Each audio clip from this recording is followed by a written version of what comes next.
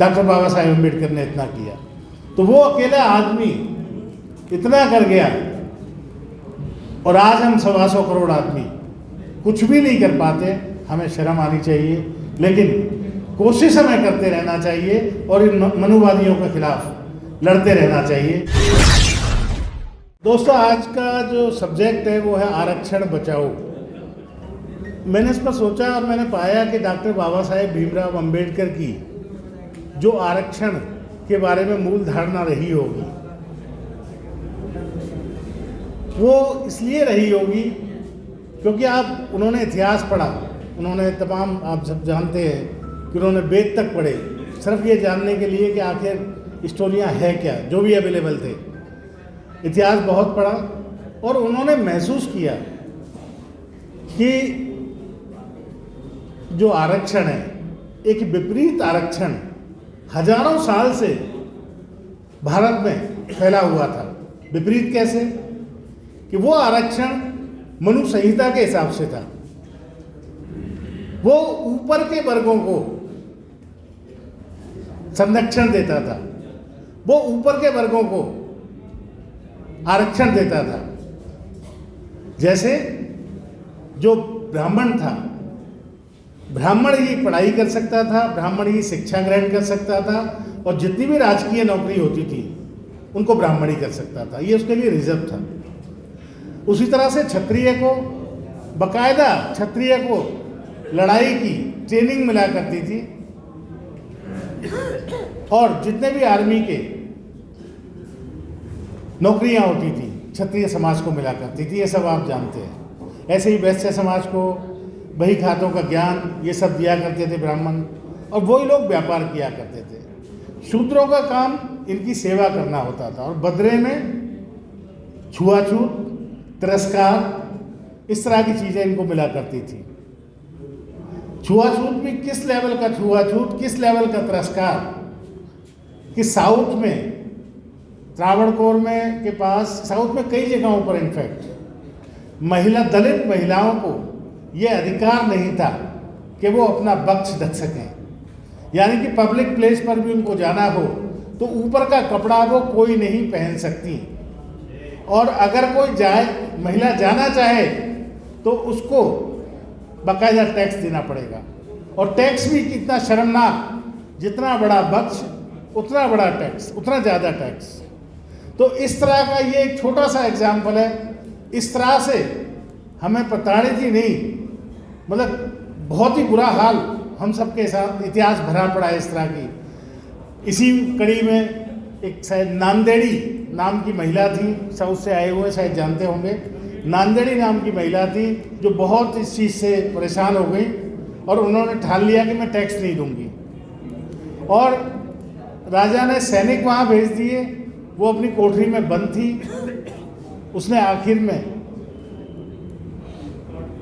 अपने बक्स काट कर थाल में रख के उनको दे दिए।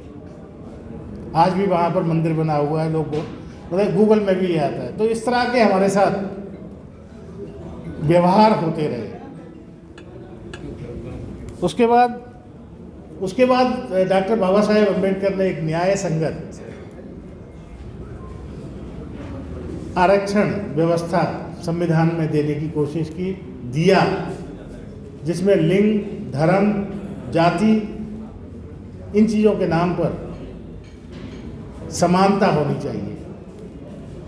और उसके लिए उन्होंने प्रावधान किया शिक्षा का अधिकार, नौकरियों में आरक्षण, पदोन्नति में आरक्षण, और तमाम सरकारी सुविधाओं में SC ST वर्ग का, OBC वर्ग का आरक्षण।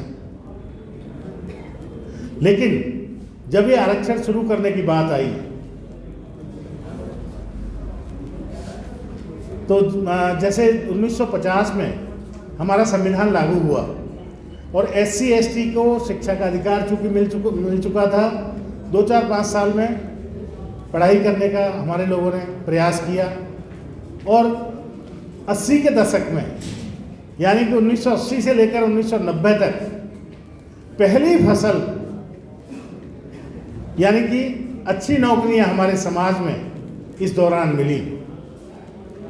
और यहीं से ये मनुवादियों की आरक्षण के खिलाफ जो सोच थी वो विकसित हुई। यहीं से उन्होंने हमारे आरक्षण में रोड़े अटकाने चालू कर दिए। 84 में आपको याद होगा जब हमारे समाज के लोगों ने काफ़ी तादाद में लॉ करना चालू किया 88 में, तो 3 साल की जगह 4 साल का लॉ कर दिया गया। उस पर बहुत बवाल हुआ था। उसके बाद हमारे जो टीचर्स शिक्षा में शिक्षक बनना चाहते थे उसमें भर्ती होने लगी, तो शिक्षक होने के लिए पीएचडी को कंपलसरी कर दिया गया, क्योंकि हमारे लोग पीएचडी नहीं किया करते थे, इतने संपन्न नहीं हुआ करते थे कि इतने सालों तक लगातार कॉलेज की और सब फीसें जमा कर पाएँ। वो चाहते थे कि थोड़ी जल्दी, तो फिर पीएचडी का कंपल्सन कर दिया कि जब तक आप पीएचडी नहीं होंगे आप शिक्षक भर्ती नहीं हो सकते। फिर हमारे लोगों ने पीएचडी करना चालू किया। जब पीएचडी करना चालू किया तो उन्होंने कह दिया कि साहब एड हॉक पॉलिसी लाएंगे और तमाम दुनिया के बहाने और शुरू कर दिए। उसके बाद आरक्षण पर छोटी नौकरियों में, बड़ी नौकरियों में, उसके बाद लागू हुआ लेटरल एंट्री का ले आए। उसके बाद नॉट फाउंड सूटेबल का ले आए। इस तरह से इतने नए नए फ्रेज इन्होंने दिए कि किसी तरह से भी आरक्षण रुक जाए। तो ये सब देने के बाद आरक्षण धीरे धीरे कमज़ोर किया जाने लगा। मोदी ये हालांकि हमारे संविधान में प्रोविज़न है, हमारे संविधान में प्रोविज़न है कि हम कैसे भारत चयन करेगा बड़े अधिकारियों का, यूपीएससी की स्थापना और ये तमाम चीज़ें हमारे संविधान में हैं। लेकिन संविधान से बाहर जाकर, हालांकि इस सरकार से पहले भी एक आध नियुक्तियाँ सेक्रेटरी लेवल की हुई हैं, लेकिन जब मोदी जी सत्ता में आए तो चुनाव के दौरान ही उन्होंने 9 सेक्रेटरी अपॉइंट करके लेटरल टैलेंट एंट्री के नाम पर सबको चकित कर दिया। और उस समय मीडिया की ये बड़ी खबर थी। आज हालात ये है कि 54 जो लेटरल टैलेंट एंट्री है वो नीति आयोग प्लान कर रहा है और सैकड़ों पता नहीं कहाँ होंगे। और सरकार खुद कहती है कि हमारे समाज में, दलित समाज में, रिजर्व समाज में, आरक्षित समाज में लोग इस काबिल नहीं है कि वो अच्छी नौकरियां, सेक्रेटरीट लेवल की नौकरियां कर पाएँ। इसीलिए पदोन्नति का जो आरक्षण है उसको तोड़ने के लिए इन्होंने ये व्यवस्था की। सुखदेव थोराट की एक रिपोर्ट आई थी, उसके बाद जो इंटरव्यूज थे बड़ी नौकरियों के, उसमें एससी, ओबीसी, एसटी वर्ग के लोगों को इंटरव्यूअर के रूप में बिठाना शुरू किया गया, लेकिन तब भी बात नहीं बनी। तब ये लेटरल टैलेंट और ये तमाम चीज़ों से उनको रोकते रहे। तो हमें जैसे भी हो इस आरक्षण विरोधी मानसिकता के से लड़ना पड़ेगा। और ये सब ऐसे नहीं होगा, ये सब होगा आप लोगों से, क्योंकि आप बुद्धिजीवी हैं। आप आगे लोगों को जगाएंगे, फिर वो और आगे लोगों को जगाएंगे।